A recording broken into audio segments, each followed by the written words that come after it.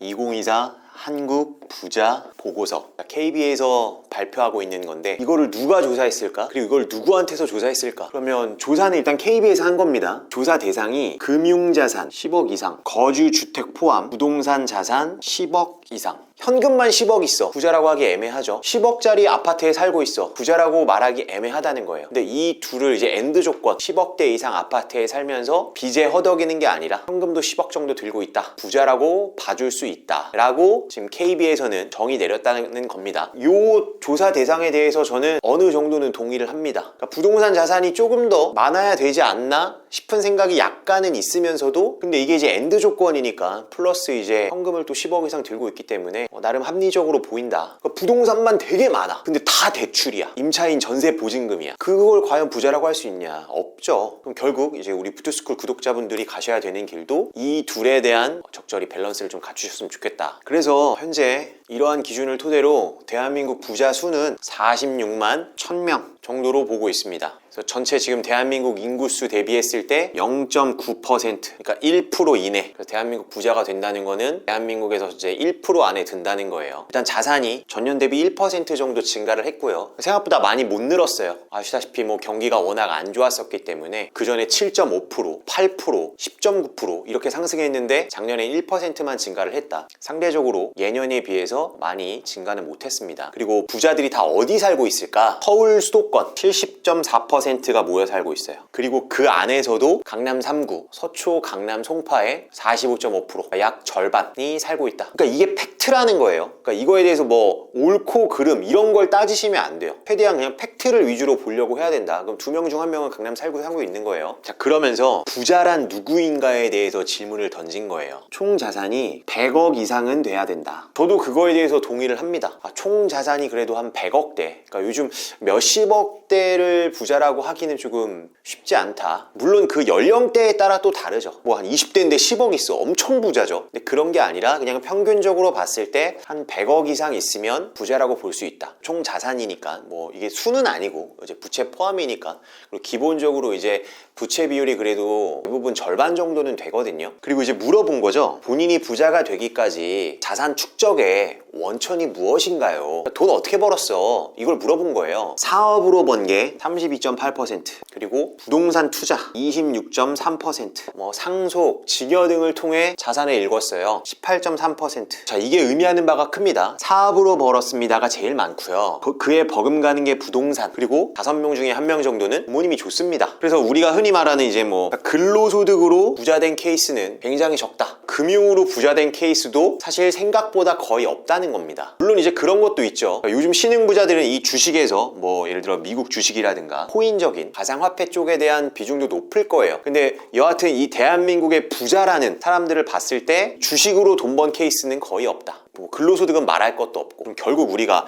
뭐 부모에 대한 거는 이제 내가 결정할 수 없는 부분이라고 치고, 우리 부투스쿨 구독자분들이 가셔야 될 길은 뭐 이 사업과 부동산에 대한 거, 이거는 또 시대가 약간 다른 면은 있기 때문에 뭐 이쪽에도 좀 열어놓긴 해야 된다. 근데 본질적으로 어쨌거나 부자 되려면, 대한민국에서 부자 되려면 사업과 부동산을 떼놓고는 얘기할 수가 없다는 겁니다. 그리고 이러한 이 자산을 구축하는 데 있어서 처음이 뭐예요? 시드죠. 그 종잣돈의 규모를 평균적으로 7억 4천 정도를 얘기를 해요. 우리가 종잣돈이라고 얘기하기에는 꽤 큰 돈이기는 한데, 그래도 부자들이 생각하기에 내가 종잣돈이라고 생각하는 사이즈가 한 그러니까 몇 억 수준은 된다는 거예요. 10억 이상은 이제 종잣돈의 범위는 조금 넘어서는 거고, 한 몇 억 정도의 돈, 이게 평균적으로 지금 7억 정도를 얘기를 해주고 있고, 이 종잣돈을 언제 모았나요? 했을 때 평균적으로 42세를 얘기한다는 거예요. 그러니까 이게 만으로 따지면 이제 한 43세, 44세 정도가 되겠죠. 여기서 또 주는 통찰이 뭐냐면, 제가 구독자분들께 자주 드렸던 얘기가 30에 일단 1억 정도, 만으로 따지면 한 32세, 3세 그 정도의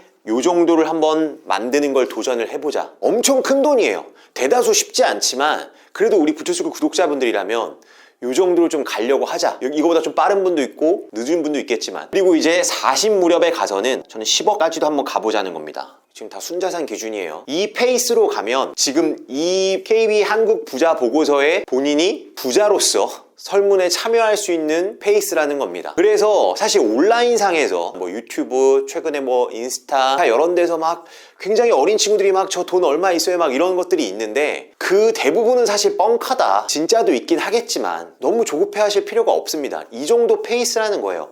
그래서 젊은 날에 부자 되는 게 사실 상당히 힘듭니다. 그리고 이게 이제 또 평균의 오류가 약간 있는 거고, 보고서를 좀 더 세부적으로 보면은 아까 말했듯이 부모에 대한 것도 포함됐기 때문에, 근데 자수성가 기준으로 봤을 때 그래도 제가 이거를 좀 제 나름의 조금 해석을 좀 더 해보면 한 40 정도에 한 3억이에요. 3억. 이게 지금 평균이 약간 좀 뻥튀기 된 느낌이 있고, 40 정도의 3억이면 지금 부자 페이스입니다. 그리고 재미난 표현이 있어요. 부의 성장 동력이라는 표현이 있어요. 이게 총 3가지 나오는데, 첫째, 총소득에서 각종 세금과 생활비 등을 제외한 투자 자산인 소득잉여 자금으로, 그러니까 쉽게 얘기해서 너 잉여 얼마나 남기고 있어? 제가 자주 드린 얘기입니다. 수입 빼기 지출이죠. 이거 늘려야 된다. 당연히 0보다 크게. 이게 기본이라는 겁니다. 기본. 뭐 어떤 재테크 기법 이런 것도 중요하지만 이게 안 되면 의미가 없어요. 이게 안 되면 투자가 안 되는 겁니다. 냉정한 점검부터 들어가야 된다. 이게 성장 동력이다. 부의 성장 동력이다. 그 다음 두 번째, 처음에는 금융자산으로 어느 정도 불리더라. 일정 규모 이상의 자산이 모이면 부동산 자산으로 간다. 그리고 이 부동산 자산은 거주용 부동산에서 일정 부분의 투자 비중을 유지하면서 점차 거주용 외 부동산으로 향한다. 다만 여기서 숨은 맥락이 있는데, 그게 뭐냐면 아까 부자의 원천이 뭐였어요? 사업이었죠. 사업. 그리고 또 뭐가 있었어요? 증여 상속이 있었죠. 그러니까 일반적으로 사업을 기대할 수 없어, 증여 상속을 기대할 수 없어, 나는 그냥 월급쟁이 직장인이야 라고 하면은 이 루트로만 가면 좀 느린 겁니다. 여기서 말하는 이 거주용 부동산은 기본적으로 수도권 부동산이거나 지방의 정말 핵심지 부동산이에요. 뭐 대구로 치면 수성구, 부산 해운대구, 뭐 대전으로 치면은 서구 둔산동, 뭐 이런 데를 말하는 거고, 그러니까 거기 있는 대장급 아파트가 일반 직장인이 살 수 있는 수준이 아니에요. 아무리 지방이라고 해도. 게다가 본인이 사업적인 걸 지금 하고 있지 않다면, 직장인이라면 여기서 눈높이를 약간씩은 낮춰줘야 된다. 그래서 정석적인 스텝은 이해하되, 본인이 지금 이렇게 큰 목돈이 생길 가능성이 없거나 사업적으로 큰 소득의 상방을 뚫을 수가 없다면, 그냥 본인이 직장인이라면 이거에 대한 그 스텝을 조금씩은 당겨줘야 된다. 좀 더 직관적으로 설명드리면,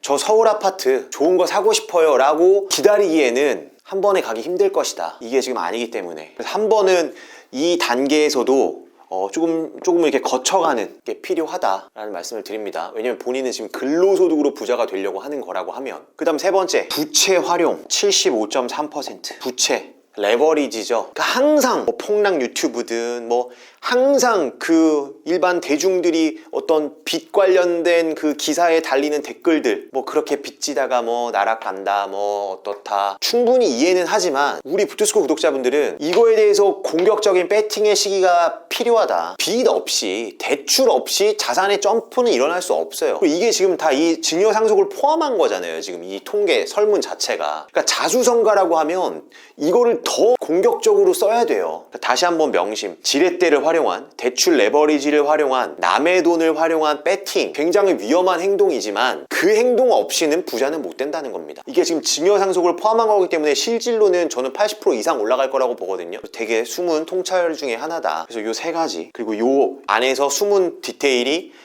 본인이 사업과 증여 상속을 통해서가 아니라고 하면, 근로소득을 통해서라고 하면 부자 되기는 쉽지 않다는 거고, 맞벌이 합심으로 돌리든. 근데 요즘 이제 결혼을 잘 안 하는 추세니까 그게 힘들다고 하면 이 투자를 좀 더 당겨줘야 된다. 이른 나이부터 투자를 시작하셔야 된다. 아까 그 42세의 시드머니 얘기 나왔잖아요. 더 당겨야 된다는 겁니다. 그리고 이제 기타 지금 부자들의 관심사는 이제 자산 이전에 대한 거예요. 이전, 뭐 증여 상속이라든가 이제 세대 간 문제고, 어떤 지역 간, 단순히 국내에만 머물지 않고 지금 해외, 그래서 그거를 이제 해외에 뭔가 투자 이민까지도 생각을 하는, 상속세가 지금 굉장히 큰 이슈죠. 우리나라에서. 그거는 지금 우리 부투스쿨 구독자분들도 마찬가지실 거다. 아직 우리가 뭐 이전, 상속 증여 이런 거에는 관심이 없지만 투자에 대한 거 꼭 생각하셔야 된다고 했고요. 글로벌적인 관점 갖자는 거. 그럼 그 첫 시작이 달러 보유, 그리고 미국 주식에 투자하시는 거, 뭐 비트코인도 마찬가지고요. 그리고 뭐 에어비앤비 같은 것들 해외로 조금 그런 것도 하나씩 이제 시도를 해보는, 거기서 시작, 거기서 물꼬가 터져서 뭐 해외 부동산 투자라든가 점점 더 크게 이어질 거라고 봅니다. 앞으로 그런 세상이 펼쳐질 거다. 그래서 그 투자 이민으로 고려하고 있는 것들이